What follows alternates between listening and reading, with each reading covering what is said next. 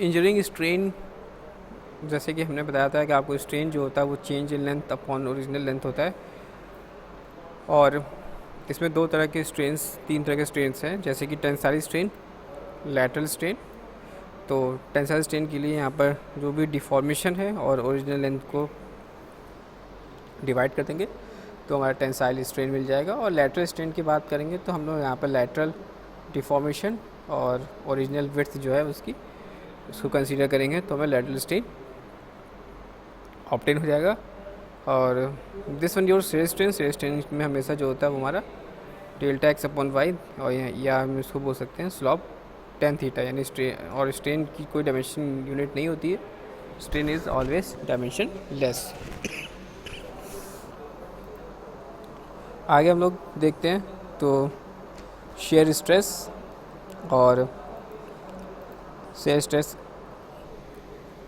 And torsional test के बारे में बात की जाती है। तो यहाँ पर टाउ से डिनोट करते हैं, और जहाँ पर एफ अपॉन ए नॉट जो कि हमारा शेयर स्ट्रेस होता है। इसके लिए जो जनरली ये जो फॉर्मूला है ये sigma equal to sigma cos square theta, यहाँ सिग्मा डैश है, sigma cos square theta equal to sigma 1 plus cos 2 theta upon 2। यानी अब सिग्मा निकालने के लिए अगर हमें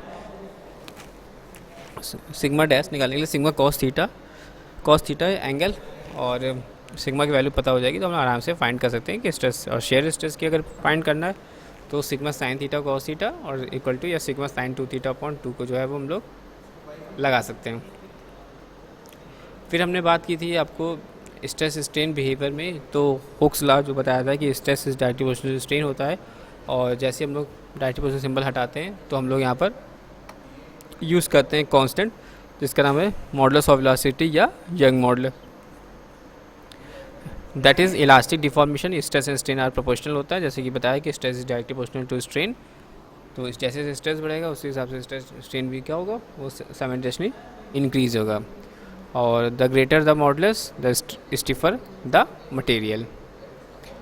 इसके लिए हमने बताया था आप कि जो टेबल है एल्युमिनियम, ब्रास, कॉपर, मैग्नीशियम, निकल, स्टील, टाइटेनियम और टंगस्टन, जिसमें कि आप यहाँ पर दे सकते हो मॉडुलस ऑफ इलास्टिसिटी जो है वो सबसे ज़्यादा टंगस्टन की है 407, और शेयर मॉडुलस की वैल्यू जो है वो 160 सबसे ज़्यादा है टंगस्टन की। दैट इज़ क्या है, room temperature, elastic and shear modulus, Poisson ratio for various metal alloys की। This is the stress strain diagram, जो कि मैंने आपको बताया है स्ट्रेस जो होगा हमेशा वाई एक्सिस पे होगा और स्ट्रेन जो होगा हम लोग एक्सिस पर कंसीडर आउट करेंगे। आपको एक्सिस का ध्यान रखना है कि किस एक्सिस में क्या है। तो कंडीशन चेंज हो रही है, दिस वन योर लोड यहाँ पर, फिर इसके बाद यहाँ पे कंडीशन है अनलोड की।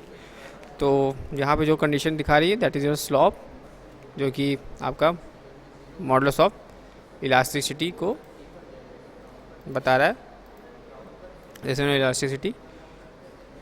फिर this is the diagram of systematic stress strain diagram showing linear elastic deformation. Elastic condition हमने बताया था जिसमें जहाँ तक जो होता है वो मटेरियल जो है अपनी वापस इनिशियल पोजीशन को पा लेता है। That is your loading and unloading cycle. उसके बाद नेक्स्ट में आप देख सकते हो यहाँ पर सिस्टमैटिक स्ट्रेस स्ट्रेन डायग्राम है for non linear elastic behaviour, that is non linear elastic behaviour and how secant and tangent modulus are determined. यानी यहाँ पर क्या हो रहा है, यहाँ पर जो स्ट्रेन यानी जो बिहेवियर है वो लीनियर इलास्टिक बिहेवियर है, और यहाँ पे हमें एक तरफ मिल जाएगा यहाँ पे कर्व स्लॉप दिख रहा है आपको, जहाँ पे कर्व स्लॉप कंडीशन होती है वहाँ पे हमें सीकेंट मॉडुलस मिल जाता है, that is delta sigma upon delta E, और यहाँ पर हमें मिल जाएगा टेंजेंट। आप देख सकते हैं यहाँ पर स्लॉप की कंडीशन टेंजेंट की।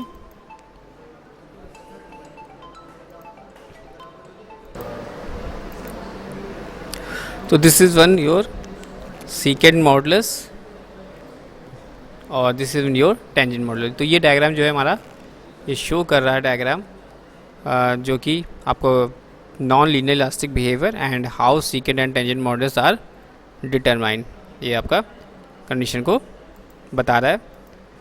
नेक्स्ट आगे बढ़ते हैं, that is your mechanical properties. तो मैकेनिकल प्रॉपर्टीज़ की बात कर लें तो slope of stress strain plot, यहाँ पे आप देख सकते हो this is the force and this one your separation. तो ये जो हमें इंडिकेट कर रहा है ये slope of stress strain plot, जो कि which is the proportional to the elastic modulus, जो कि डिपेंड करता है on the bond strength of metal का।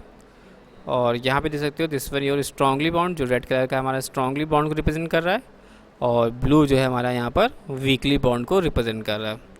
और यहाँ पर जो वैल्यू रेशियो है DF अपॉन DR, जो कि R0, that is force and separation, is directly proportional to DF upon DR। This one that is your, जो इंडिकेट कर रहा है यहाँ पे आप देख सकते हो टंगस्टन, स्टील, एल्युमिनियम। और ये जो डायग्राम है ये आपका टेम्परेचर और मॉडुलस ऑफ इलास्टिसिटी, आप यहाँ पर देख सकते हो मॉडुलस ऑफ इलास्टिसिटी यहाँ पर टंगस्टन की क्या है, सबसे ज़्यादा हाई है। इलास्टिक प्रॉपर्टीज़ ऑफ मटेरियल्स की बात कर लेते हैं। तो इसमें मॉडुलस ऑफ इलास्टिसिटी E, जिसको हम लोग बोलते हैं यंग मॉडुलस, और हुक्स लॉ, जो कि हमने बताया था कि स्ट्रेस डायरेक्ट टू स्ट्रेन होगा, तो जैसे ही हम डायरेक्ट प्रोसेसिंग सिंबल हटाएंगे तो हमें क्या मिल जाएगा, वो E यानी एक कॉन्स्टेंट यूज़ करेंगे जिसको हम लोग बोलते हैं यंग मॉडुलस E।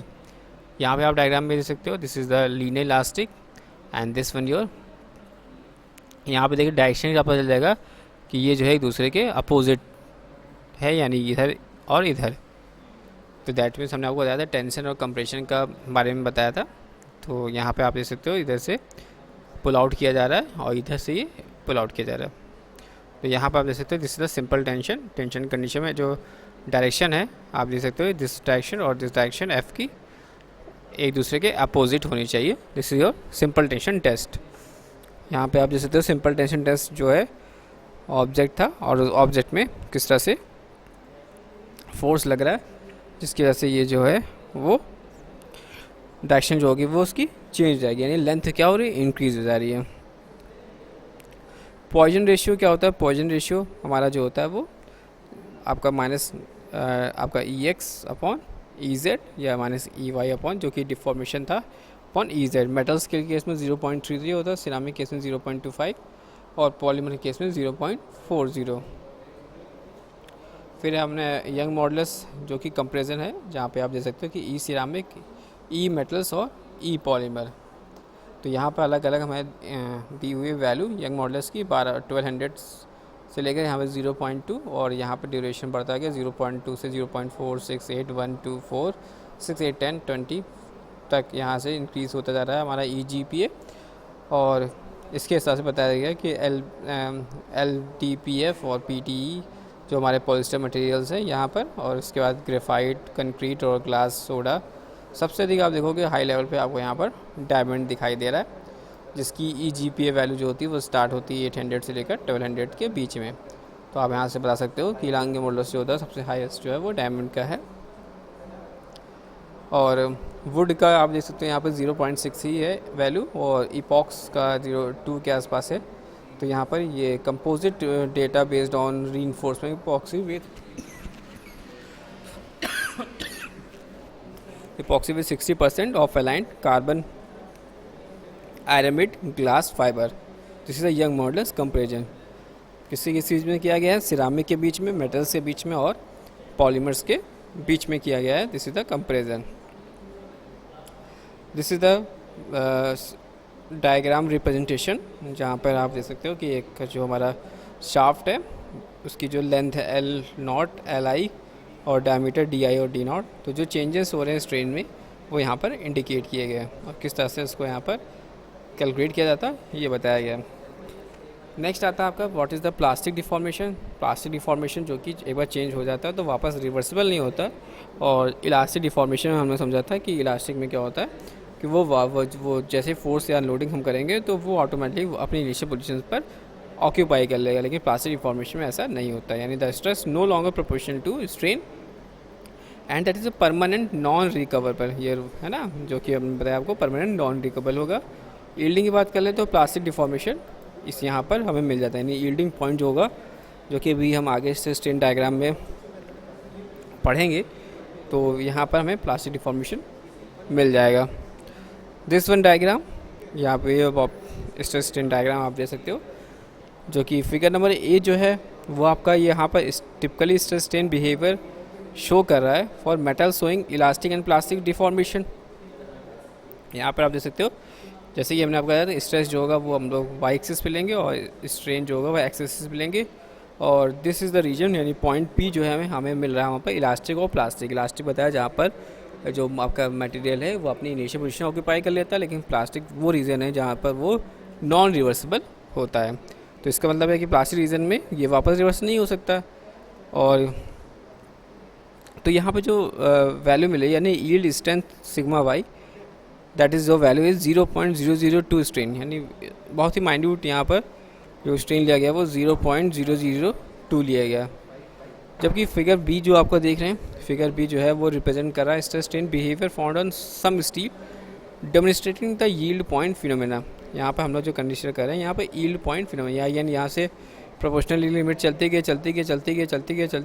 गई, फिर हमें एक मिल गया अपर यील्ड पॉइंट, फिर नीचे गए चलते गए फिर हमें मिल गया लोअर यील्ड पॉइंट। तो लोअर यील्ड पॉइंट हमें यहाँ पर इंडिकेट हो रहा है। This is the point phenomenon, जो कि अगर आपसे पूछा जाए यील्ड डिफॉर्मेशन पॉइंट या यील्ड पॉइंट फिनोमिनन, तो आप इसको इस तरह से रिप्रेजेंट करोगे, stress strain upper yield point and lower yield point. Yield strength wise comparison अगर हम लोग करते हैं किसके बीच में, सिरामिक के बीच में, मेटल्स के बीच में और पॉलीमर्स के बीच में, तो हम लोग इस यील्ड स्ट्रेंथ की वैल्यू देखेंगे तो हम लोगों ने स्टार्ट किए 10, 20, 30, 40, 60, 70 से अराउंड करते 2000। और यहाँ पे आप देखोगे तो आपका टिन जो है वो सबसे आपको इसकी जो यील्ड स्ट्रेंथ वैल्यू मिल रही है वो 10 मिल रही है, और सबसे ऊपर स्टील मिल रहा है जो कि आपका अराउंड 1800 के आसपास है। 2000 और 1800 के अप्रॉक्सीमेट है यहाँ पे आपको दिख रहा है वैल्यू। फिर यहाँ पे देखेंगे hard to measure since in tension fracture usually occurs before yield, यानी बिफोर ये बता रहा है कंडीशन। और यहाँ पे शार्ट को अगर आप देखोगे तो यहाँ पे इसके सिंपल नोशन लिखा है, A for annealed, H R for hot rolled, A G for aged and C D for cold drawn and C W is the cold work and Q T is the quench and temperature, जो कि हम लोग heat treatment process में इसको detail में study out करेंगे। That is room T V L values. This is your tensile strength, जिसको हम लोग बोलते हैं यहाँ पे शॉर्ट में लिखा है T S. This is the phenomenon, जो कि भी हम लोग लैब का जो पोर्शन है उसमें हम लोग इसको स्टडी आउट करेंगे डिटेल में। और तो यहाँ पे आप भी देख सकते हो कि यहाँ पे जैसे मैंने बताया स्ट्रेस और स्ट्रेन का कर्व बना रहा है, और ये जो कर्व है वो देख सकते हैं स्ट्रेस जा रहा है, और फिर यहाँ पर upper yield point, lower yield point, फिर धीमे धीमे हमारा क्या हो रहा है यहाँ पर फ्रैक्चर कंडीशंस को इंडिकेट कर रहा है। तो ये जो पॉइंट है दैट इज़ फ्रैक्चर पॉइंट। ये फ्रैक्चर पॉइंट तक पहुँचने के लिए जो आप यहाँ पर देखोगे ऑब्जेक्ट जो कि लॉन्गिट्यूडनल वे में रखा है, तो यहाँ पर इसकी जो डायमीटर डायमेंशंस हैं, यहाँ पर डायमीटर डायमेंशन, और यहाँ पर धीमे धीमे पहुँचते जो इसकी नेक की पोजीशन है, यहाँ देख सकते हैं डायमीटर, और यहाँ पर इसका डायमीटर का शेप और साइज़ देखेंगे तो आपको यहाँ पर कम दिखाई देगा। और उसका धीरे से थोड़ा थोड़ा आगे देखोगे तो यहाँ पर क्या होगा, नेक फॉर्मेशन होना स्टार्ट हो गया। यानी कोई चीज़ अगर हम उसको तोड़ेंगे तो यहाँ पर नेक फॉर्मेशन यहाँ पर अराइज होगा, और उसके बाद यहाँ से ये ब्रेक हो जाएगा। तो आप इस 4 फिगर में देखिए ध्यान से, 1, 2, 3 और 4, this is the neck start and concern curve. ये हमारा किस में हो पा रहा है, ये पॉसिबल हो पा रहा है engineering stress and strain diagram में। तो उसको डायग्राम को ध्यान से देखिए आप लोग।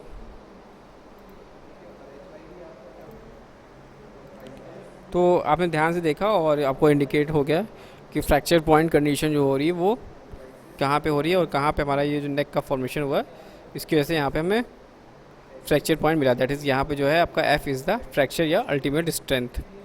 तो metals that is occurs when noticeable necking starts. Polymer के केस में क्या होगा, polymers occurs when polymer backbone chains are aligned about to break. तो पॉलीमर की कंडीशन में क्या होगा, polymers occurs when polymer backbone chains are aligned and about to break. This is systematic diagram stress and strain, और ये जो diagram है वो हमारा इंडिकेट करता है स्ट्रेस स्ट्रेन बिहेवियर को फॉर द ब्रास स्पेसिमेन, जो कि यहाँ पर बताया गया है ब्रास स्पेसिमेन के बारे में। और यहाँ पर आप देख सकते हैं वैल्यू 100, 200 के बाद यहाँ पर 300, फिर यहाँ पर 345 MPa वैल्यू यहाँ पर हाईलाइट की गई है। जो कि यहाँ पे आप देखोगे टेंसाइल स्ट्रेंथ मिल रही है that is 450 MPa। This is your indication of 450 MPa is the tensile strength. फिर यहाँ पे आप देखोगे तो यहाँ पे वैल्यू मिलेगी आपको, यहाँ पर एक चार्ट बनाया गया जिससे कि आप वैल्यू को कर्व से कंपेयर कर सको आसानी से। और यहाँ पे यील्ड स्ट्रेंथ की जो वैल्यू दे रहा है वो 250 MPa दे रहा है। तो इस तरह से हम लोग जो है तो वो चार्ट में वैल्यू को देखते हैं और उनको एनालाइज करते हैं। तो इसके लिए फर्दर यहाँ पे जो कि आप स्ट्रेंथ ऑफ मटेरियल या इंजीनियरिंग मैकेनिक्स में जब आप इसको आप फर्दर आगे पढ़ सकते हैं। That is your next, that is your ductility. क्या है, what is the ductility? Ductility actually क्या है? Ductility is the measure of the degree of plastic deformation. Ductility क्या है? डक्टिलिटी हमारा is the measure of the degree of plastic deformation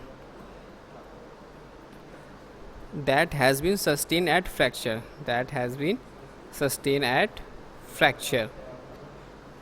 तो अगर आपसे पूछे कि what is the ductility, तो ductility आप बताओगे ductility is the measure of the degree of plastic deformation that has been sustained at fracture।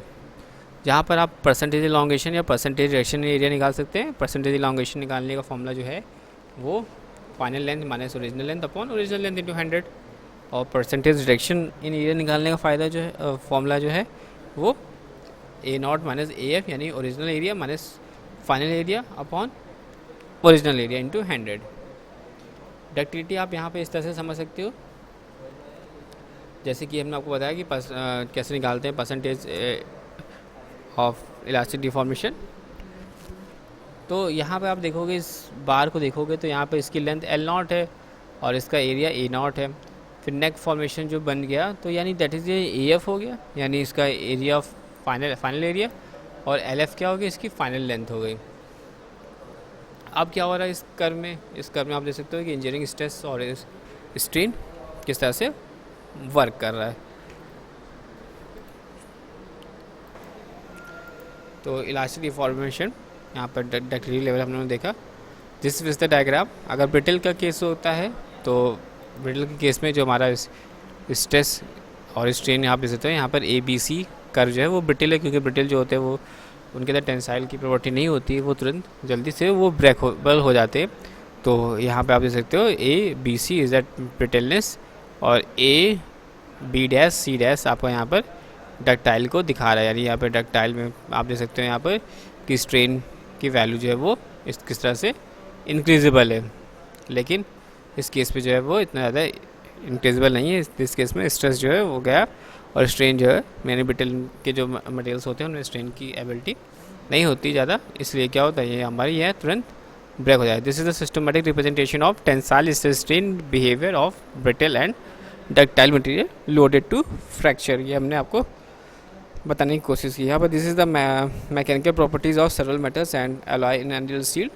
यहाँ पे आप देख सकते हो aluminium, copper, brass, iron, nickel, steel, titanium, molybdenum है, जहाँ पर मैक्सिमम वैल्यू जो है वो मॉलिब्डेनम की दी है 565। This the yield strength, tensile strength 655, that is your yield tensile strength. And the ductility percentage in elongations, that is सबसे ज़्यादा दिया है इलॉन्गेशन जो चेंज है वो 68, दैट इज़ ये हमारा ब्रास के केस में दिया है। ब्रास के केस में कितना दिया? 68। This is the temperature effect on stress strain behaviour का यहाँ पर डायग्राम देख सकते हो। This is the strain, this is the stress and 25 degree Celsius and this the 100 degree Celsius यहाँ पर वैल्यू की है, और यहाँ पर 200 डिग्री सेल्सियस। तो किस तरह से स्ट्रेन का बिहेवियर है यहाँ पर वो इंडिकेट किया गया है। This is the temperature effect on stress strain behaviour. What is the resilience? क्या होता है? रेजिलियंस जो होता है वो हमारी कैपेसिटी है ऑफ मटेरियल, किस लिए? एब्जॉर्ब करने की। The capacitance of material to absorb energy when it is deformed elastically and then unloading to have the energy recovered. यानी एनर्जी क्या हो जाती है इसमें? स्टोर्ड हो जाती है कुछ समय के लिए, उसके बाद आप रिलीज़ कर सकते हो। That is the capacity of material to absorb energy when it is deformed elastically and then loading to have the energy recovered. अगर पूछते हैं व्हाट इज़ द रेजिलियंस, तो आप ये डेफिनेशन लिखोगे, the capacity of material to absorb energy when it is deformed elastically and then unloading to have the energy recovered. तो इसका आप डायग्राम यहाँ दे सकते हो, this is strain, this is strain, this is the blue line and this the black dot line. तो यहाँ पे जो बता रहा है that is your U R, that is 0 से ई वाई और सिग्मा डी ई, ये हमारा इंडिकेशन फॉर्मूला हो गया। This is a systematic representation of showing how the models of resilience. Linear के केस में हम लोग क्या कर देंगे, half sigma Y E Y हो जाएगा। What is the toughness? Toughness क्या होती है? टफनेस होती है, it is a measure of ability to material to absorb energy. यहाँ पे absorb energy up to fracture तक है। टफनेस के केस में absorb energy up to fracture है, जबकि जो हमने अभी बात करी आपकी रेजिलेंस में, ये absorb energy when it is deform elastically when then unloading to have the energy recover. लेकिन इस केस में जो हम बात करें टफनेस केस में, ability to material to absorb energy up to fracture. और इसमें जो एरिया अंडर द कर्व जो होगा वो हम लोग यहाँ पे दे सकते हैं। ये हमारा इम्पैक्ट लोडिंग टेस्ट है जो कि हम लोग लैब मीडियम में इसको देखेंगे, जहाँ पर हम लोग क्या कर रहे हैं, इस हैमर को बहुत ऊपर से, थोड़ा सा ऊपर से पोजीशन पर छोड़ रहे हैं और ये हैमर जो है वहाँ पर इस वर्क पीस पर, या वर्क पीस जो है वो इस तरह से रखा है। एक ये कंडीशन होती है रखने की और एक कंडीशन इस तरह से हो सकती है। तो इन दोनों ही कंडीशन में अगर इस तरह रखा है लॉन्गिट्यूडनल रखा है तो ऊपर से फोर्स लगेगा और इधर से साइड से ये ब्रेकेबल हो जाएगा। तो ये जो है इम्पैक्ट ऑफ स्टोर एनर्जी यहाँ पे हम लोग समझ सकते हैं। यहाँ पे this is the example of loading rate. तो यहाँ पे देख सकते हैं हैमर की पोजीशन आई और इस ऑब्जेक्ट को ब्रेक कर दिया, और ब्रेक करने पर क्या इफेक्ट पड़ रहा है यहाँ पे आप देख सकते हो। This is the diagram. तो टफनेस क्या है? Toughness energy to break unit volume of material है। और यहाँ पे आप देख सकते हो this is the engineering tensile stress और this is the engineering tensile strain. That is your smaller toughness जो कि हमारा क्या है, सिरामिक है, और this one your larger toughness जो कि मेटल या पीएमसी होते हैं। तो आप समझ गए होंगे what is the toughness. Next true stress and strain. आप यहाँ देख सकते हो ट्रू स्ट्रेस का formula F upon A I और ई टी की वैल्यू जाएगी L N upon L naught, और इस तरह से इसको नो वॉल्यूम चेंज यहाँ पर फॉर्मूला लगा सकते हैं। This is the stress true corrected और इंजरिंग वैल्यू। यहाँ पे आप देख सकते हो this is strain hardening exponent. Hardening क्या होती है? An increase in sigma Y due to the plastic deformation, जो कि बता चुके हैं plastic deformation. This is the unload and this is the reload. This is the large hardening and this one is your small hardening. तो this one is stable, जिसमें आप यहाँ पे वैल्यू चेक कर सकते हैं। और elastic recovery after plastic deformation, तो दिस वन इज़ कर्व, जहाँ पे elastic deformation and plastic deformation को रिकवर किया जाए। हार्डनेस क्या होती है? आप मटेरियल्स की हार्डनेस को आप जान सकते हो कि resistance to permanently identifying the surface, जिसमें क्या हो रहा है, resistance to permanently indenting the surface. तो हमारा क्या लगेगा, हार्डनेस हो जाएगा। लार्ज हार्डनेस मीन्स इसमें डेप्थ यहाँ पे आप देख सकते हो अलग अलग लोड पर apply known of 1 to 1000 kg, this indentation load. और यहाँ पे आप देख सकते हो कितना जो है वो डेप्थ यहाँ पर हो गया है। Most plastic deformation brass aluminium alloys easy to steels increase. तो सबसे ज़्यादा हार्डनेस जो है वो आप यहाँ पर चेक कर सकते हो। डायमंड जो हमारा सबसे हार्डनेस मटेरियल। हार्डनेस मेजरमेंट करने के लिए हम लोग रॉकवेल हार्डनेस टेस्ट यूज़ करते हैं और ब्रिनल हार्डनेस टेस्ट यूज़ करेंगे, जो कि हम लोग आगे फर्दर अभी देखेंगे कि रॉकवेल हार्डनेस टेस्ट क्या होता है और ब्रिनल हार्डनेस टेस्ट क्या होता है। इसको स्टडी के आउट करते हैं Brinell hardness test, Vicker and test, Knoop micro hardness test and Rockwell hardness test. तो हार्डनेस टेस्ट हमारा जो होता है इसलिए होता है, और ये इसमें अलग अलग सिम्बल्स यूज़ करते हैं जिसमें कि अलग अलग आइडेंटर यूज़ करते हैं और जो जिनकी लोड कैपेसिटी जो है वो इंडिकेशन होता है। Hardness conversion, this is the unit. और तो ये इस तरह से ये हमने आपको बताया स्ट्रेस स्ट्रेन और इससे रिलेटेड जो टर्मिनोलॉजी है